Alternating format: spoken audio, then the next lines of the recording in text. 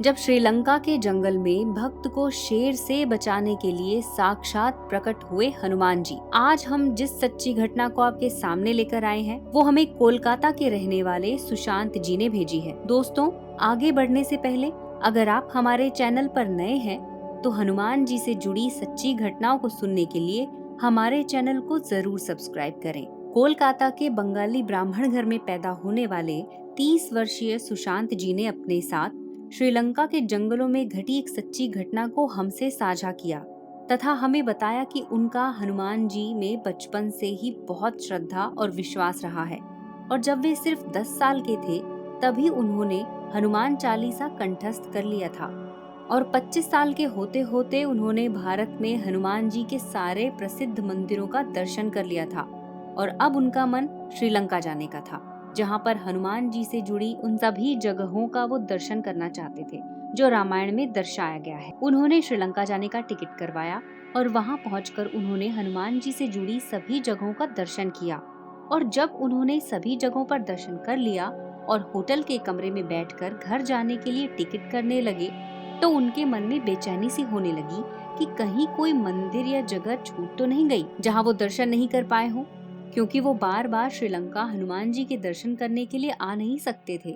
इसलिए वो श्रीलंका में हनुमान जी से जुड़े सभी स्थानों का दर्शन कर लेना चाहते थे। सुशांत जी ने हमें बताया कि उन्होंने हनुमान जी से जुड़े श्रीलंका में सभी प्रसिद्ध स्थानों का पता लगाने के लिए इंटरनेट का सहारा लिया और जब वो इंटरनेट पर इन सभी जगहों को ढूंढ रहे थे तभी उनको इंटरनेट पर एक लेख मिला जिसमें हनुमान जी से जुड़े एक जगह का वर्णन था। दरअसल उस लेख में श्रीलंका के जंगलों में हनुमान जी के एक मंदिर के बारे में बताया गया था, जिसमें लिखा था कि जब हनुमान जी रावण की सोने की लंका जलाकर राम जी के पास वापस जा रहे थे तो वहीं कहीं श्रीलंका के जंगलों में रात भर रुककर विश्राम किया था। जब श्रीलंका सरकार रामायण से जुड़े जगहों की खोज कर रही थी तो उनको उस घने जंगल में एक बड़े से पत्थर पर किसी बंदर के समान पूंछ वाले इंसान के सोए होने का निशान मिला, जिसको श्रीलंका सरकार ने हनुमान जी का विश्राम स्थल घोषित किया। लेकिन घने जंगलों के बीच में ये जगह होने के कारण सरकार उस स्थान पर लोगों को जाने से मना भी करती थी। सुशांत ने जब ये लेख पढ़ा तो उसका मन अब उस जगह को देखने को करने लगा। उसने मन बना लिया कि अगले दिन सुबह वो उस जंगल में जाकर उस जगह का दर्शन करेगा। अगले दिन प्रातःकाल जब सुशांत उठा तो उसने अपने बैग में खाने पीने का कुछ सामान रखा और उस लेख में बताए रास्ते के अनुसार वो निकल पड़ा उस जगह का दर्शन करने। सुशांत के मुताबिक जंगल काफी घना था, इसलिए दिन का उतना पता नहीं चल रहा था और सुशांत उस जगह को ढूंढते ढूंढते जंगलों के बीचों बीच जा पहुंचा, लेकिन सुशांत को वो जगह नहीं मिली। सुशांत काफी निराश हुआ और जब उसने घड़ी में समय देखा तो दोपहर के 3 बज चुके थे और शाम होने को थी, इसलिए उसने वापस होटल जाने का सोचा और जब वो पीछे मुड़ा तो देखा कि कुछ दूरी पर एक शेर उसकी तरफ घात लगाए हुए धीरे धीरे आगे को बढ़ रहा है। ये देख सुशांत शेर से अपनी जान बचाने के लिए वापस मुड़कर भागने लगा। उधर शेर ने भी उसको दौड़ा लिया।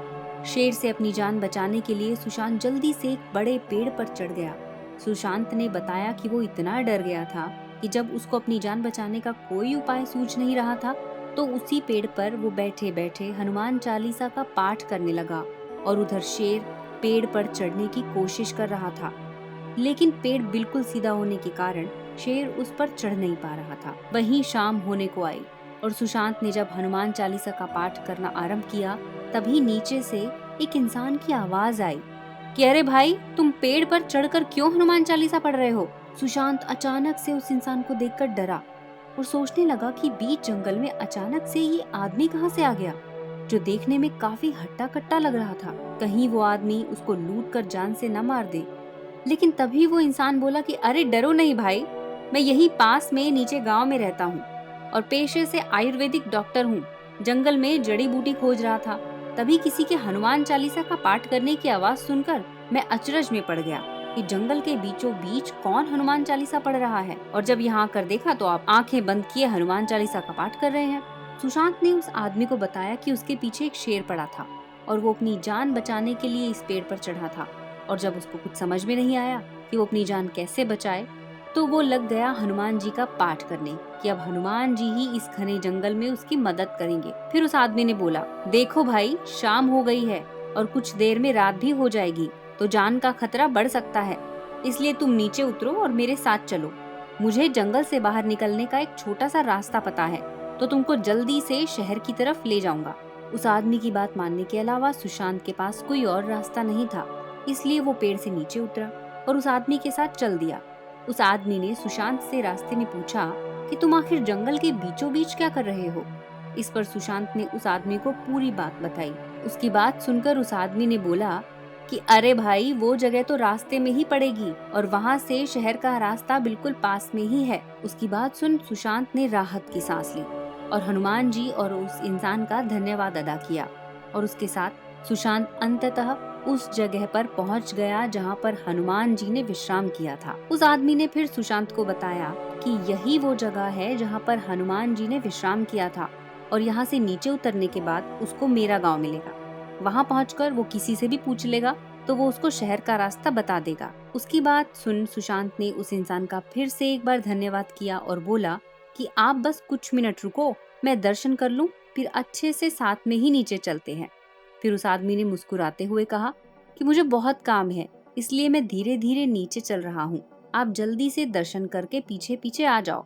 उसके बाद सुशांत उस पत्थर का दर्शन करके जल्दी जल्दी नीचे उतरने लगा, लेकिन वो आदमी उसको रास्ते में कहीं नहीं दिखा। तभी सुशांत को उस आदमी का गांव दिखा और वो गांव की तरफ बढ़ा, और गांव पहुंचकर उसने शहर का रास्ता पूछा तथा उस आदमी का घर भी पूछा जिसने जंगल में उसकी मदद की थी।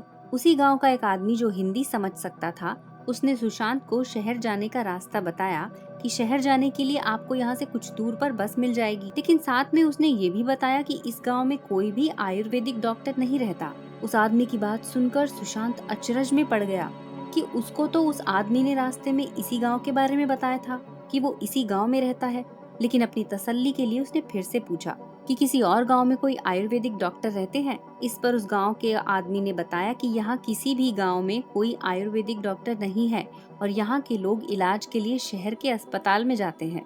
उसके बाद सुशांत वहाँ से अपने होटल वापस आ गया, और जब वो होटल के कमरे में कुर्सी पर बैठकर घटना के बारे में सोच रहा था तो उसको समझ में आया कि वो इंसान कोई और नहीं बल्कि साक्षात हनुमान जी थे, और उन्होंने ही शेर से उसकी जान बचाई थी। सुशांत ने बताया कि उस समय उसको ऐसा प्रतीत हुआ कि जैसे उसका जीवन आज धन्य हो गया, कि कलयुग में उसको साक्षात हनुमान जी के दर्शन हो गए।